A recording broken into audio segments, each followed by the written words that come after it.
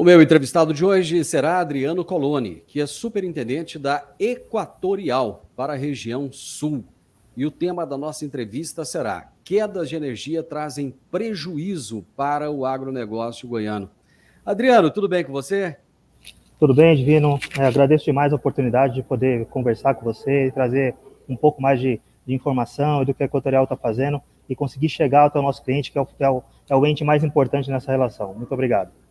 E eu agradeço a vocês por prontamente aceitarem o convite e por darem total atenção, né? Para fazer esse convite para você, Adriano, eu recebi antes o pedido de vários produtores rurais, depois alguns deles mandaram perguntas e eu vou apresentar essas perguntas para você para a gente tentar entender melhor. Mas eu quero relembrar um pouco, Adriano, eu já sou um jovem de quase 60 anos de idade e na minha infância, aqui em Rio Verde, eu lembro que uma certeza a gente tinha todos os dias: a energia iria acabar por volta das 7 horas da noite. Então eu vivia a minha infância com isso, né? Todo dia à noite a energia acabava, a gente ia brincar na rua, ia correr na terra, aquela coisa toda. Goiás era um estado que não tinha muita importância naquele tempo, né? Era um estado quase que inexpressivo economicamente. Os anos se passaram e hoje eu vivo aquela mesma situação da minha infância. Queda de energia diária, constante. Só que Goiás mudou. Goiás é um estado representativo, é um estado muito forte e que só não cresce mais porque não tem uma estrutura de energia que dê essa condição. Eu gostaria que você contasse para a gente, em primeiro lugar, quem é a Equatorial, essa empresa que chegou aqui depois da Enel, a Enel que comprou a Celg. A Celg era tida na época como não era a pior concessionária de energia do país, porque tinha uma outra que conseguia ser pior. Veio a Enel, todo mundo achou que ia ser a grande solução, saiu daqui sem mostrar que veio. Quando a Equatorial comprou, a mídia, inclusive na época, disse que a Equatorial era uma das piores empresas de energias do país. E hoje ela sofre constantemente com as críticas. Quem é a Equatorial, Adriano? Não, perfeito. Então, começando pela Equatorial, né? A Equatorial é uma empresa 100% nacional, né? Ela foi concebida no estado do Maranhão e depois cresceu para os estados de Piauí, Pará, Amapá, Alagoas e agora está aqui em Goiás. E sempre no ramo de distribuição de energia. Claro que hoje tem outros negócios de transmissão, de comercialização de energia, porque é natural, o nosso mercado está mudando, né? Mas ela tem um know-how muito grande em distribuição de energia. E tem um know-how também importante, que para a gente aqui já adianto está sendo um diferencial, que é conseguir recuperar empresas que estão em situação de qualidade de fornecimento muito ruins, né? Então, várias delas ela comprou logo depois da privatização, né? E aí passa um pouco por um período de baixo investimento, em que a qualidade fica muito ruim, e a empresa compra. Diferente um pouco aqui de Goiás, já comento daqui a pouco sobre isso, mas é uma empresa que está acostumada com isso, tá?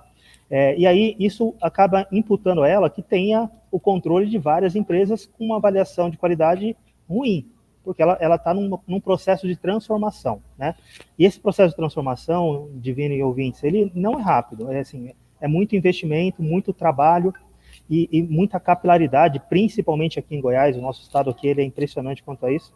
Então, é uma empresa que ela sabe o que ela precisa fazer, uma empresa que veio com investimento para isso. Assim, já investimos só esse ano aqui 1,38 bilhões de reais, só no primeiro semestre aqui em Goiás. No primeiro ano de largada aqui. É muito investimento diante do tamanho do desafio também. Isso é muito notório, muito claro, né? Então, a Equatorial ela está muito empenhada em mudar o patamar de qualidade de energia aqui do estado de Goiás.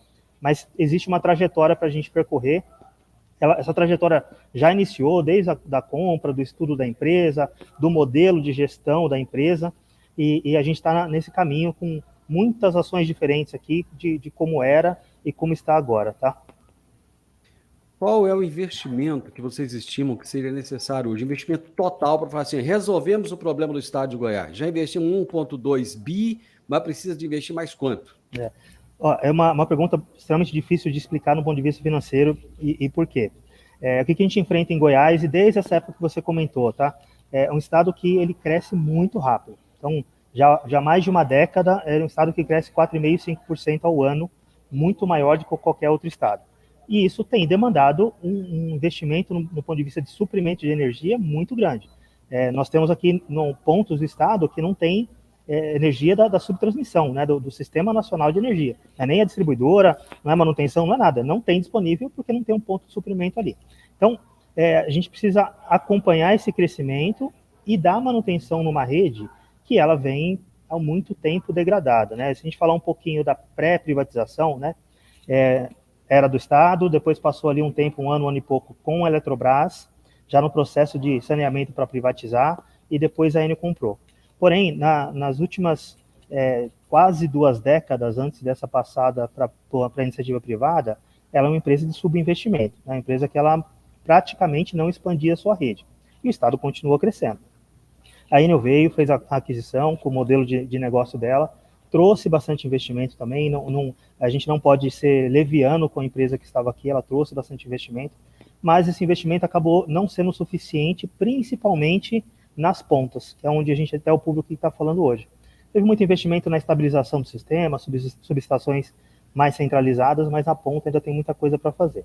Então, mas para tentar te responder a pergunta, 1,5 milhão, 2 milhões de reais todo ano, ou 2 bilhões de reais todo ano, com pelo menos uns 4 ou 5 anos para a gente estabilizar o sistema e ter disponível energia para todo mundo que assim precisar, né? Então, hoje a gente tem 2 grandes problemas, né? O primeiro é manter estável, né? E a gente está passando um período difícil, tem outros fatores que influenciam nisso, mas está passando um período difícil, e também tem a oferta de energia. A gente sabe que tem empresas que estão aguardando algumas obras para poder iniciar, né? Isso gera alguns custos, gera algum tempo, então tem que andar em paralelo isso, tanto a manutenção quanto a expansão. Ó, pelo que você falou aí, Goiás é um estado que vale a pena investir nesse setor. Cara, o que que aconteceu com a Enel que do mesmo jeito que ela veio, ela foi? Assim, eu entendo que o Goiás é um estado que vale muito a pena investir. Quando a gente fala no ponto de vista da distribuidora, né, isso é um ponto bem importante também a gente poder comentar, todo o resultado financeiro da distribuidora ele é regulado, né? A gente não determina a tarifa, a gente não determina a classe do cliente, se ele é rural, se ele é urbano, não determina contratos, nada. Isso tudo é regulado, isso tudo vem da ANEEL, né? Que é para equilibrar esse sistema. E é um sistema de subsídio cruzado, né? Então a tarifa tem subsídios para outras classes, tudo isso é regulado pela ANEEL. E aí, ela olha para o desempenho da distribuidora, olha para o investimento da distribuidora, esse é um ponto muito importante, e esse investimento ele é convertido no ciclo de revisão tarifária em tarifa para manter o sistema funcionando, né? Então, no final do dia, a coisa tem que ser equilibrada ali, mas se mantém sempre num patamar que seja razoável para o cliente. A ANEEL ela é muito atuante e muito forte nessa regulação. É uma empresa, é uma agência, na verdade, que ela está muito presente, cobra bastante a gente. E aí, como cidadão, é muito bom ter uma agência assim, né? A gente precisa que uma empresa que é uma concessão que você não escolhe, né? A gente até vai ter um Mercado Livre aqui, mas queira ou não queira, o poste que passa na frente das nossas casas, ele é da Equatorial, então precisa ter um órgão fiscalizador forte para ajudar e manter os investimentos aqui. Quando vocês compraram essa empresa, vocês tinham a noção do tamanho do buraco que vocês estavam entrando, da sucata que vocês estavam adquirindo? Porque quando a gente vai comprar um carro usado, por exemplo, você vai lá, dá uma olhada, vê como é que está a lataria, como é que está o motor, leva no mecânico, né? Pede para dar uma olhada. Pelo que a gente entende, nós que estamos do lado de cá, parece que vocês compraram uma lata velha, cara. É isso mesmo? Olha, eu acho que seria leviano, até com o estado de Goiás, falar isso. Eu acho que é uma empresa que ela precisa de muitos investimentos consistentes. E a Equatorial estudou essa empresa, não só a Equatorial, porque na época, não sei se o Divino lembra, mas outras empresas também estavam interessadas. E aí, no final, Sim. combinou, né, da Equatorial fechar a compra. Então, houve pelo menos uns 6 meses de estudo, de avaliação, visitas externas. Então, fez sim, levou esse carro lá no mecânico e ele fez uma avaliação. Então, talvez não tão profunda, né? E está encontrando, de fato, algumas coisas que é um desafio um pouco maior. E, em especial, esse ano, Divino, se você me permite, passou por uma onda de calor aqui, que o Brasil inteiro, aí em Rio Verde, eu estava aí, inclusive, no dia, já não basta os ligamentos que a gente tem responsabilidade, desligou a linha de transmissão do Brasil, né? Que aí, e que fica pela distribuidora, não tem jeito. Por quê? Por carga, não estava se esperando um aumento de consumo, que foi na ordem de 16% naquele período. E isso tem provocado um pouco mais de instabilidade. As chuvas também chegaram bem mais cedo, né? A gente teve chuvas fortes em Rio Verde em agosto, né? Não é uma Sim. questão muito comum. E queira ou não queira, a nossa rede, ela tem interferências com os intempéries da chuva, do vento, galhos de árvore e tudo mais. Então, te respondendo de maneira direta, a Equatorial conhecia o tamanho do desafio, vieram algumas coisas um pouquinho não planejadas, mas que a gente está enfrentando agora para poder entregar o que o Goiânia precisa. Antes de falar especificamente do setor rural, do agronegócio, tem uma observação que eu tenho feito. Você falou que os postes de energia são do Equatorial. O que está acontecendo na cidade de Rio Verde que tem fio espalhado para tudo quanto é canto? Aliás, parece que isso não existia algum tempo atrás. Cara, tá um negócio esquisito. Tem lugar que parece aqueles gatos do Rio de Janeiro, de tanto fio que tem espalhado, e fio caído no chão, e motoqueiro se enrolando em fio e caindo. O que é isso? Não, isso é ótimo a gente poder falar sobre isso. É, até vou começar com uma observação que a gente tem feito, né? Se você olhar para o poste e ver o que está bagunçado e o que está organizado, o que está organizado é a parte de eletricidade, porque ela de fato ela tem um risco de vida ali mais eminente. Sim, A parte bagunçada é a parte, infelizmente, de telecomunicação, telefonia, telefonia. internet, exatamente. E aí existe um problema a nível nacional, porque como, dando um passo antes, tá, Divino, acho que é importante falar sobre isso. Quando foi concebido a legislação que rege essa interligação entre a distribuidora e as telecoms, a gente estava falando de uma, duas empresas, né? Eu também já tenho alguns cabelos brancos aqui. A gente viu numa época que você tinha uma fila enorme para conseguir um telefone, né? Então, essas coisas não Isso. eram acessíveis como são hoje. E aí se estabeleceu que, olha, a distribuidora ela é obrigada a conceder um espaço no seu poste para que a telecomunicação passe. E que faz sentido, não vamos sair implantando um monte de poste pela rua, não seria razoável, né? E isso vem desde sempre assim. O que não foi considerado, e as duas agências, tanto a ANEEL quanto a Anatel, que é da telefonia, estão discutindo nesse momento, é agora como a gente mantém isso de maneira mais saudável, porque de fato está ficando muitas empresas trabalhando, e é um mercado aberto, e a concorrência ela é boa, né, Divino? Isso é importante a gente dizer. Tem que Sim. ter concorrência, né? Mas o resultado disso está super utilizando o poste, a distribuidora ela é obrigada a conceder, ela não tem, né, condição de fazer manutenção ou mesmo cortar aquilo. Imagina se a gente vai lá e corta, quem vai pagar o preço disso é o cliente. Ele que vai ficar sem o serviço, né? Então, está se negociando junto com a Anatel para que haja uma solução para que faça a limpeza, tire os fios antigos, que infelizmente muitos deles já não estão mais em uso, né? Eles já foram de outra provedora de internet, um fio de um vizinho que mudou e fica ali poluindo. Então, de fato, a gente está incomodado com isso. O papel da distribuidora, né, e ela tem um papel previsto até hoje, é notificar essas empresas que utilizam nossos postes. Isso já foi feito, mas a gente ainda não conseguiu um movimento ainda de limpeza que seja perceptível pelo cliente. Isso está em trâmite ainda. Eu vou fazer o seguinte agora, então. Eu vou trazer já as perguntas. E tem algumas perguntas que são até grandes, mas eu não vou cortar nada, eu vou deixar, porque a gente vai ter um bom entendimento daquilo que foi questionado, né? A primeira pergunta é do José Roberto Bruselli, que é produtor rural aqui na nossa região, e ele faz um comentário, até um longo comentário, e faz uma pergunta na sequência. Vamos lá. Boa tarde, Divino Ronaldo. Boa tarde, parabéns pelo programa Morado no Campo, pelas entrevistas que você faz aí. Boa tarde aí ao diretor da Equatorial, o Adriano. E falando de energia elétrica, né? Esse problema sério que nós temos há muitos anos aqui em Goiás, né? Goiás hoje seria um estado muito mais avançado tecnicamente, com mais indústria, se tivesse energia elétrica disponível para quem quer botar uma indústria hoje no estado de Goiás. Hoje não tem demanda. Eu mesmo ia construir um armazém de grão aqui eu comprei um alqueire de terra ali para construir um armazém na beira da GO 452. Fui lá atrás da demanda, não tem demanda, eu não vou construir um armazém para ficar rodando com óleo diesel no preço que o óleo diesel está. Então, está realmente atrapalhando o crescimento de Goiás, a falta de energia elétrica. Se nós pegarmos a história aí também, o governo do estado de Goiás, somente o Marconi Perillo, eles sucatearam a CELG até não ter mais jeito mais. Aí venderam a CELG para a Enel. A Enel também ficou alguns anos com a, com a empresa. Nunca eu vi, só levantando chave, ligando chave. Nunca vi um investimento da Enel em uma linha de transmissão, em uma linha de transmissão, melhorando a linha de transmissão, trocando as cruzetas, trocando a fiação. Essas linhas, por exemplo, que vai lá para Nauto Verde, por exemplo, é uma linha de energia que é de 83. Não se tinha a ideia nem que ia virar ainda um polo produtivo, Goiás. Nós estávamos começando com a soja naquela época, levou lá, mas a gente pensava mais em energia elétrica para luz, para chuveiro, essas coisas.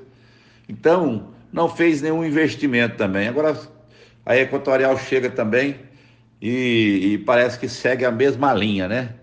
A mesma linha, parece que não quer investir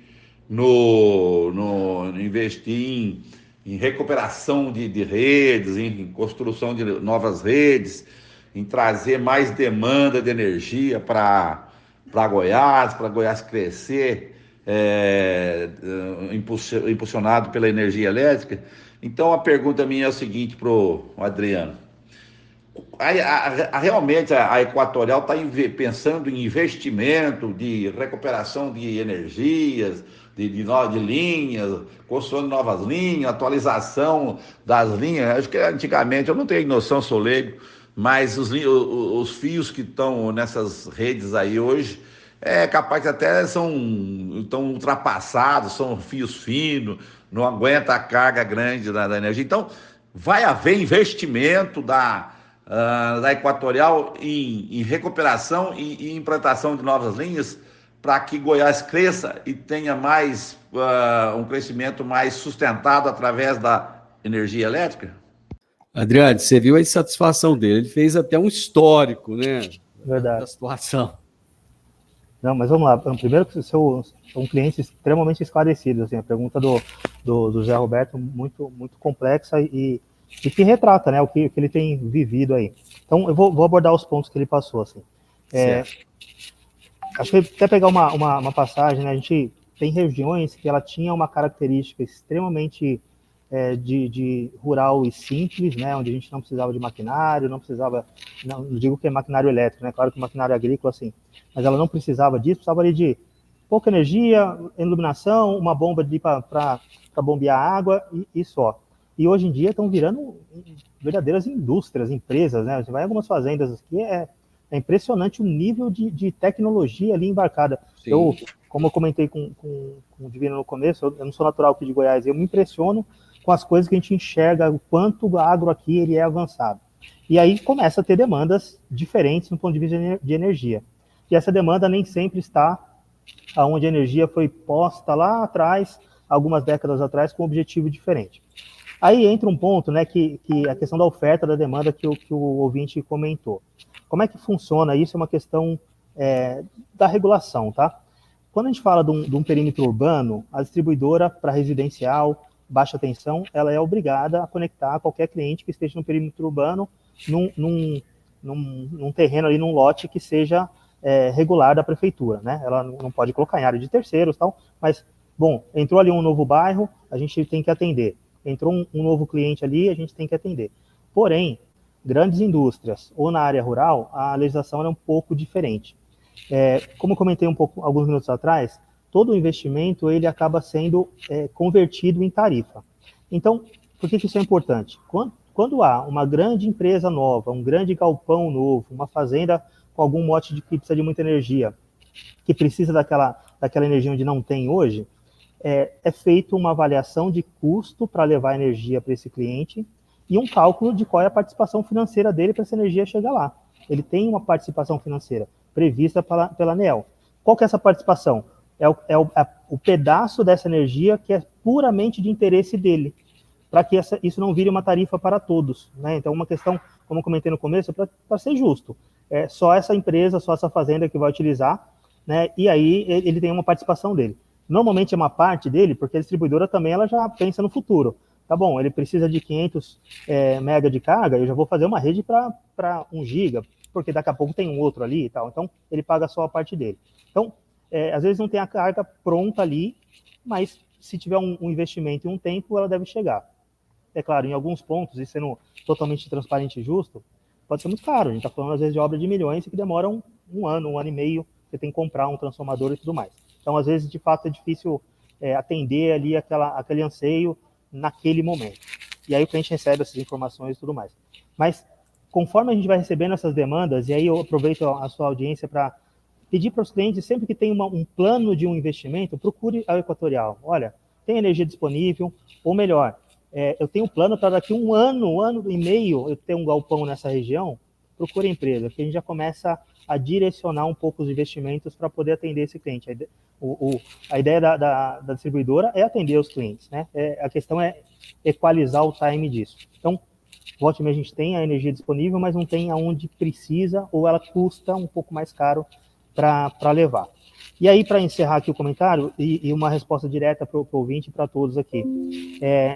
Também diferente do que a gente fazia no passado, a Equatorial, ela assumiu aqui, dia 29 de dezembro, fez aqui uma reestruturação importante no ponto de vista de estrutura. Então, só para ter uma comparação rápida, a Enel trabalhava com gerências grandes, que ficavam mais centralizadas, mais com a gestão próximo da sede. A Equatorial não, ela tem, como eu disse, é uma empresa brasileira, ela acredita que a gente precisa estar nas pontas. Então, hoje temos 5 superintendências, eu sou um deles, como a gente comentou, tem meu par aí no Sudoeste, aqui no Centro, no Norte e Nordeste. Comigo, tenho mais 7 gerentes que têm cada um a sua função, um de manutenção, outro de obras, outro de atendimento de emergência, também com as suas áreas específicas, e um gerente exclusivo para relacionamento, para atender o cliente, que é outra carência que a gente percebeu, que é o cliente não ser ouvido, não ser atendido e não ter a resposta a contento. Então, hoje a gente está muito mais estruturado e mais robusto.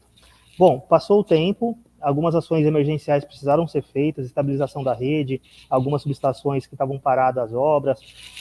Tem uma obra importante aí da região, que é a linha de transmissão JK-Jataí, que apesar do final dela ser em Jataí, mas ela vai liberar muita carga para Rio Verde, isso é muito importante. Previsão de abril do ano que vem ela entrar em operação, já está acontecendo. Ela teve um atraso em função do aeródromo e tudo mais, mas ela vai sair. Então, tem obras importantes que precisam acontecer primeiro. E a partir do começo do ano que vem, já está em marcha, também respondendo o ouvinte, a Equatorial trouxe um programa de recondutoramento, que é o cabo que ele comentou, trifaseamento da rede. Então, aquela rede que hoje já não atende mais a demanda, vai um fiozinho só lá na cabeça do poste, a gente vai tirar essa rede e vai levar a trifásico, que aí eu consigo aumentar muito a capacidade dessa rede e atender muito mais gente, né? Além de uma rede nova, você dá mais confiabilidade, já avalia poste que tem problema e deixa ela tinindo.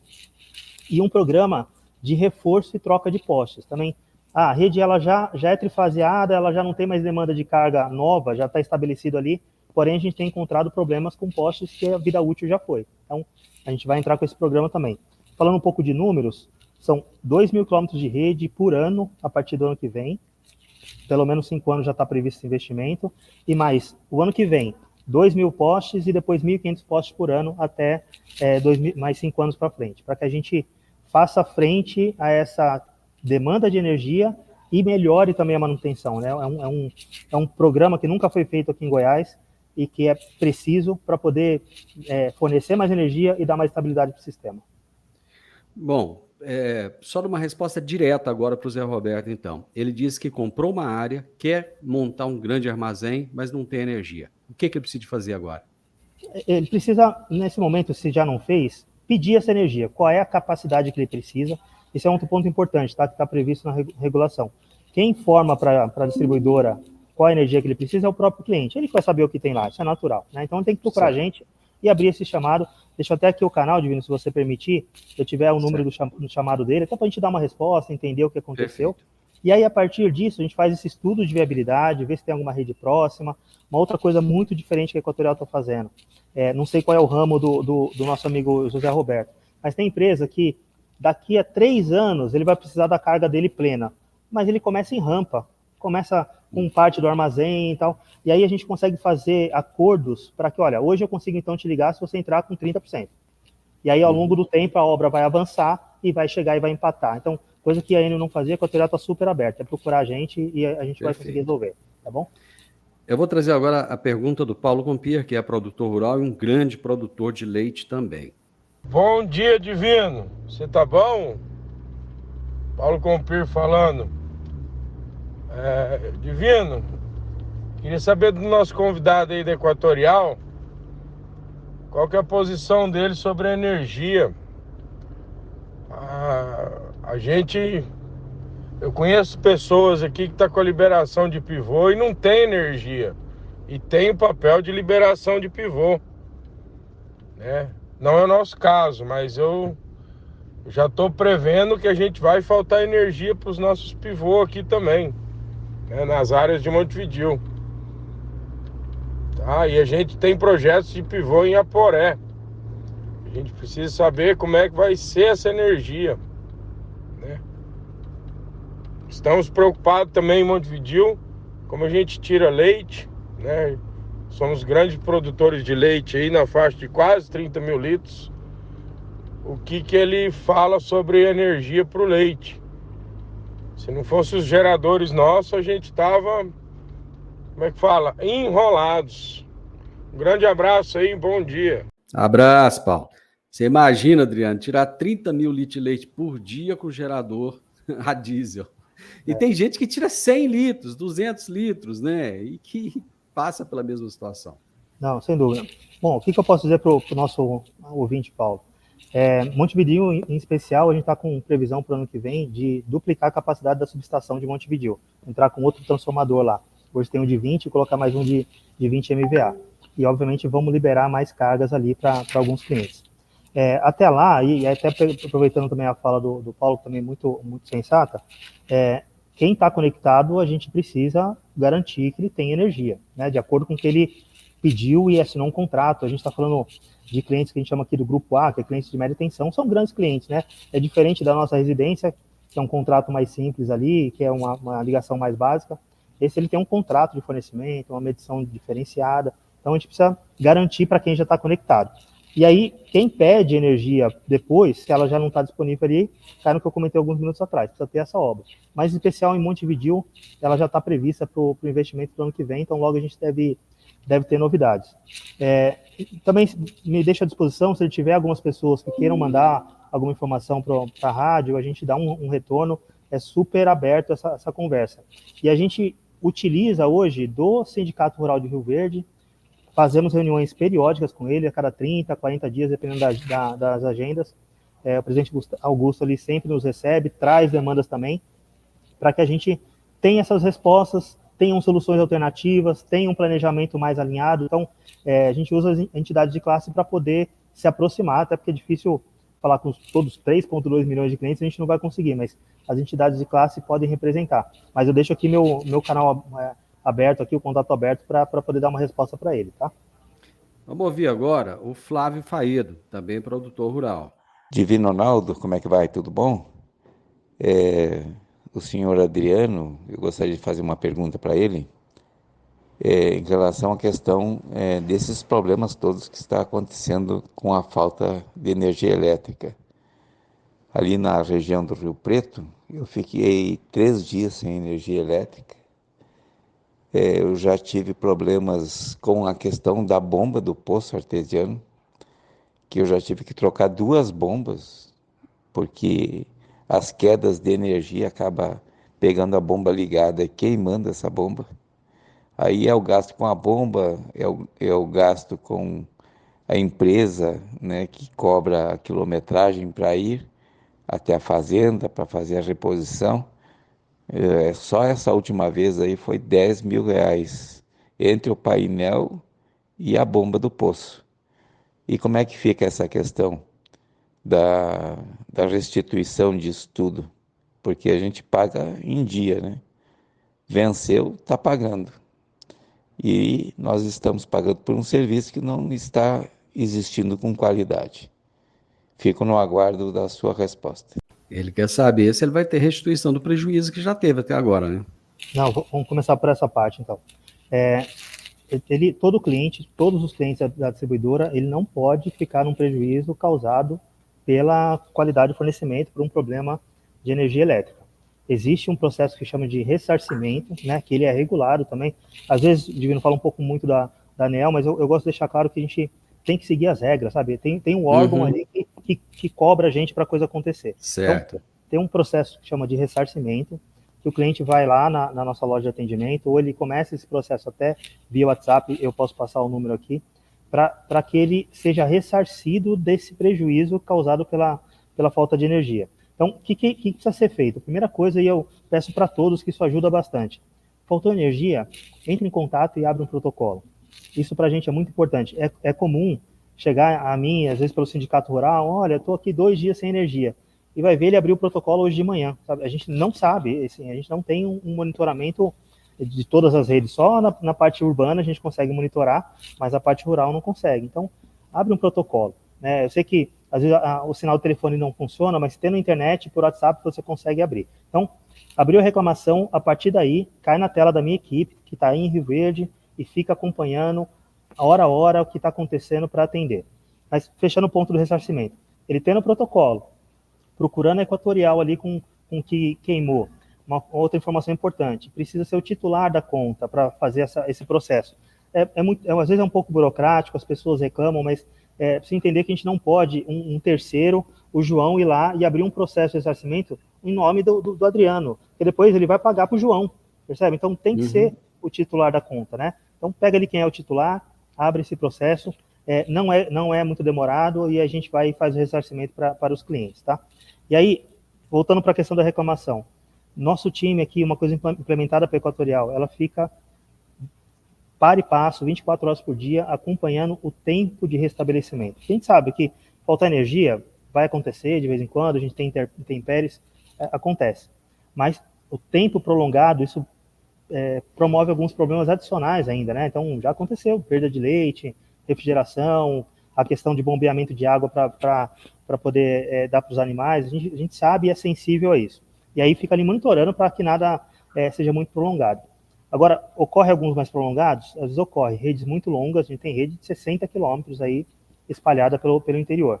E aí a gente fica percorrendo a pé no meio do mato ali para encontrar um cabo partido, encontrar um galho de árvore, e às vezes isso demora até que... Eu reparo muitas vezes, Divino e ouvintes, é muito simples. Às vezes emendar um cabo, em meia hora a gente faz. Muitas vezes é difícil encontrar. E aí, reforço, façam a reclamação. Se tiver informação que viu onde está o cabo ali, coloca na observação ali, que isso ajuda a gente demais para poder localizar e ser mais ágil, tá? Faia, depois você me conta se conseguiu receber, hein? Eu preciso saber essa informação, é importante para nós. Vamos ouvir agora o José Carlos Sintra. Divino Ronaldo, bom dia. Aqui é José Carlos Sintra, produtor rural da região de Rio Verde, Montevidéu. Queria fazer uma pergunta então ao responsável aí da Equatorial, mas antes um comentário. Sobre essas redes de energia que saem de Rio Verde sentido Montevidéu, Planalto Verde, Chapadão aí de Ponte de Pedra, são redes que foram construídas nos anos 80, portanto estão com a vida útil já ultrapassada. Os postes em má condições, as cruzetas, então toda a estrutura já com grande problema aí de qualidade. Então, existe um plano de manutenção, de revitalização dessas redes aí para ter um melhor fornecimento de energia para essa região? Eu acho que você até já respondeu essa aí, né, Adriano? Mas o que eu posso detalhar um pouquinho mais como eu comentei, tem um gerente, chama Itamar, ele é focado em manutenção na nossa região. E como é que a gente faz a manutenção? Primeiro, ver os indicadores históricos, onde está com alguma reincidência, algum problema que está incomodando o cliente. Aí, um técnico da minha equipe, ele vai até o local, faz inspeção mesmo, visual ou de drone nessa rede, identifica, como o ouvinte falou, tem uma cruzeta aqui que está podre, um cabo está degradado, um isolador que está com problema, e aí a gente programa a manutenção. Predominantemente, isso é muito bom, a gente faz essa manutenção em linha viva. São equipes especializadas, muitos já devem ter visto que você passa, está cheio das calhas amarelas, ali laranjas na rede, ali está ligado. Então, ele faz aquilo sem ninguém ficar sem energia. A gente dá mais preferência para isso. Que às vezes a pessoa não percebe que está tendo a manutenção, mas ela está acontecendo. Se a gente falar alguns números, para 2023 aqui, quase 5 mil pontos de degradação está planejado para a gente corrigir. nesse fluxo. Percorre a rede, identifica e corrige. Poda de árvores, 9.000 podas, predominantemente na cidade as podas. Limpeza de faixa, que é na parte rural, 86.000 metros quadrados de limpeza de faixa, para que a gente deixe essa rede um pouquinho melhor. E mais de 2.000 quilômetros de inspeção de rede com esses técnicos aí. Então a gente está a cada dia buscando manutenção, buscando manter essa rede para que o cliente perceba e mais rapidamente tenha uma qualidade melhor. Vamos ouvir agora a Rízia Ribeiro, produtora também, suinocultora. Olá, Divino, aqui é a Rízia, eu falo aqui da região do Rio Doce, nós estamos chegando aqui há 48 horas sem energia.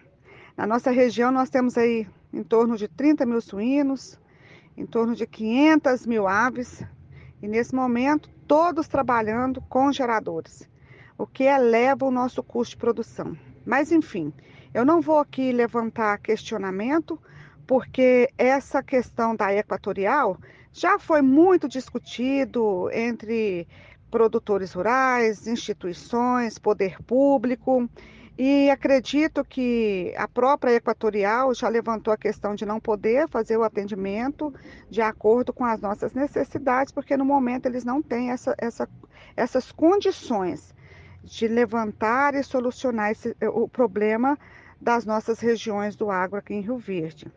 Então, o que eu tenho a falar, Divino, é que setorizem as equipes, por favor. Faça a setorização, porque isso com certeza amenizará um pouco os problemas nossos aqui no campo. Porque o que a gente tem observado e tem acontecido? Essas equipes chegam nas nossas propriedades sem conhecimento algum daquela região.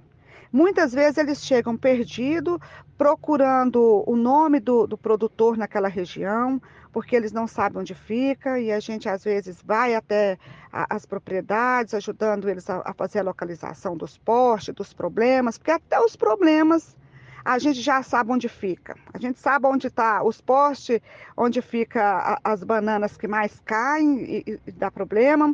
A gente sabe aonde estão as fiações com mais remendos, aonde cai constantemente. Então, nós já temos essa noção de onde está o problema.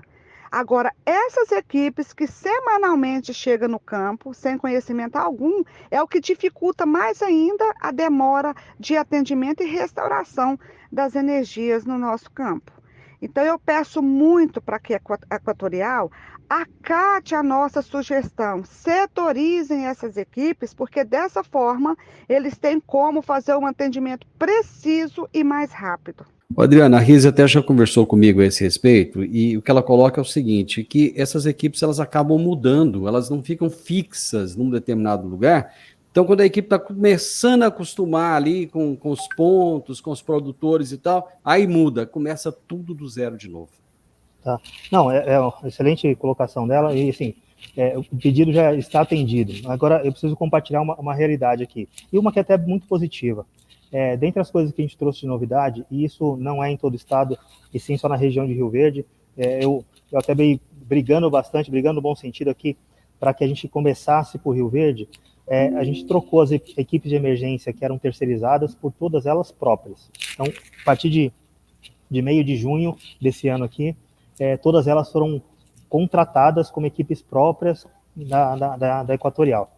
O serviço terceirizado, nenhum problema quanto a ele, a gente utiliza isso no mercado como um todo, não é essa questão. Mas um funcionário próprio, a gente consegue ter mais domínio, inclusive, sobre isso que a ouvinte Rizzi comentou, dele criar ali conhecimentos e um senso de dono da região, né? Porém, a gente ainda está nesse processo de criar esse conhecimento. Ela, apesar de serem aí 4, 5 meses, mas o que acontece também na operação, né? Cada equipe faz um turno de 8 horas, então no mínimo no dia já tem 3 equipes diferentes. Elas folgam também, então tem que ter folguista ali para atender. Então isso leva algum tempo para que a gente tenha esse conhecimento um pouco disseminado. Mas respondendo de maneira afirmativa, a gente trabalha com o setor até para que ela esteja mais próxima, mais familiarizada, isso é natural. Tem exceções? Tem, como eu te falei, tem um folguista, tem um dia que pode chover um pouco mais numa região ou na outra, e aí obviamente a gente vai levar recurso para essa região, mas é uma estratégia de atendimento, e nesse momento a gente está nessa curva de aprendizado aqui, mas eu tenho certeza que vai agregar bastante, a equipe está imbuída, está contente, está trabalhando muito para que o cliente sinta isso rapidamente.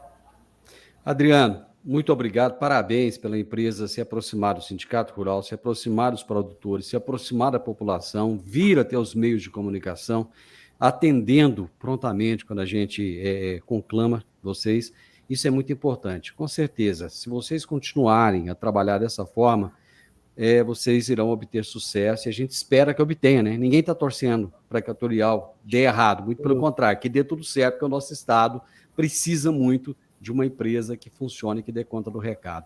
Eu te agradeço imensamente e sempre que quiser, nós estamos aqui à disposição. Não, eu que agradeço a oportunidade de a gente poder falar, se aproximar, mostrar o que a gente está falando. A gente brinca, né, com o time, né? A gente levanta de manhã preocupado, imbuído para a coisa acontecer, tem muito trabalho para se fazer, mas nós somos apaixonados por esse estado, a gente sabe, antes de ser empregado, é um cidadão e sabe da importância desse trabalho, né? Então, a cada dia, não tenha dúvida que as pessoas estão trabalhando muito forte nesse sentido e a empresa tem dado suporte, Divino. Assim, eu tenho tido possibilidade de opinar onde vai o dinheiro da manutenção, qual é a prioridade, quem a gente vai atender primeiro. Isso só consegue quem está na ponta, quem está enxergando. Né? Se você está de longe, você perde o foco dessas pessoas. Então, eu também acredito muito que a gente está no caminho, precisa de um pouquinho mais de tempo, mas a coisa vai evoluir e as pessoas vão perceber. Meu amigo, abraço, muito obrigado.